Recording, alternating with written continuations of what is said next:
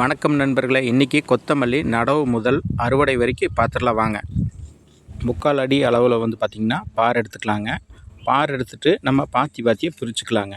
பாத்தியாக பிரிச்சிட்டோம்னா அப்போ தான் தண்ணி பாத்தி நிறைய நிரப்பி வைக்க முடியும். நிரப்பி வச்சோம்னா பார்த்திங்கன்னா ஈஸியாக மல்லி நல்லா முளைச்சி வருங்க.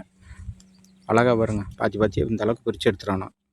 முளைப்பு திறன் அதிகமாக உள்ள கொத்தமல்லி விதை நான் தேர்வு செஞ்சுக்கணுங்க. அருமையான விதைங்க பாருங்கள். மல்லி பாரில் நடுறப்போ பார்த்திங்கன்னா 4 இன்ச் கேப் விட்டு நடவு செஞ்சால் போதுங்க. 4 இன்ச்சு கேப் விட்டு நடவுற போது பார்த்திங்கன்னா உங்களுக்கு முளைக்கிற போது பார்த்திங்கன்னா நாளைக்கு களை எடுக்கிற போதோ இல்லை அறுவடை பண்ணுற போதோ எந்த ஒரு சிரமம் இல்லாமல் ஈஸியாக எடுத்துக்கலாம். களை எடுக்கிறதுக்கு ரொம்ப ஈஸியாக இருக்குது இந்த மெத்தேடு பார்த்திங்கன்னா.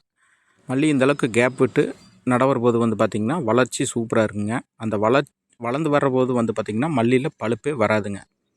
நல்லா வளர்ந்து வரும். அறுவடை சூப்பராக பண்ணலாம். முதல் டைம் பார்த்திங்கன்னா தண்ணி கட்டுற போது பாத்தி ஃபுல்லாக நிறச்சி விடணுங்க. ஃபுல்லாக நிறச்சி விட்டால் தான் பார்த்திங்கன்னா மல்லி நல்லா அழகாக முளைச்சி வரும். முளைச்சி வர்றதுக்கு பார்த்திங்கன்னா 9 நாள் ஆகுங்க. மல்லி முளைச்சாச்சுங்க. பாரில் எவ்வளோ அழகாக முளைச்சிக்குதுன்னு பாருங்கள். இன்றைக்கி 9 நாள் கம்ப்ளீட்டுங்க. அருமையாக முளைச்சி வந்திருக்குது பாருங்கள். மல்லி முளைச்சி இன்னையோட 15 நாள் ஆச்சுங்க. இலை விடுறதுக்கு ஆரம்பித்தாச்சு. களையே அதிகமாக இல்லைங்க. மல்லி மட்டும்தான் இருக்குது பாருங்கள். எவ்வளோ அழகாக இருக்குதுன்னு பாருங்கள். இதுதாங்க பாரில் நட ஓடுறது. சூப்பராக இருக்குது பாருங்கள். மல்லி நடவு செஞ்சு இன்றைக்கோட 25 நாள் கம்ப்ளீட்டுங்க. பாருங்கள் எவ்வளோ அழகாக இருக்குதுன்னு பாருங்கள். அழகாக இலை விட்டு சூப்பராக வளர்ந்து வந்தாச்சு. மல்லி இன்றைக்கோட 30 நாள் கம்ப்ளீட்டுங்க. அட்டகாசமாக வளர்ந்து வந்தாச்சுங்க. இப்போ பார்த்திங்கன்னா அறுவடைக்கு பக்கமாக இருக்குது.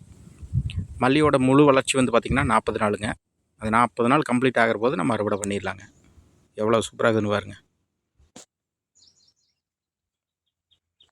தலை உடஞ்சி எவ்வளோ அழகாக இருக்குது. சூப்பராக இருக்குது போங்க.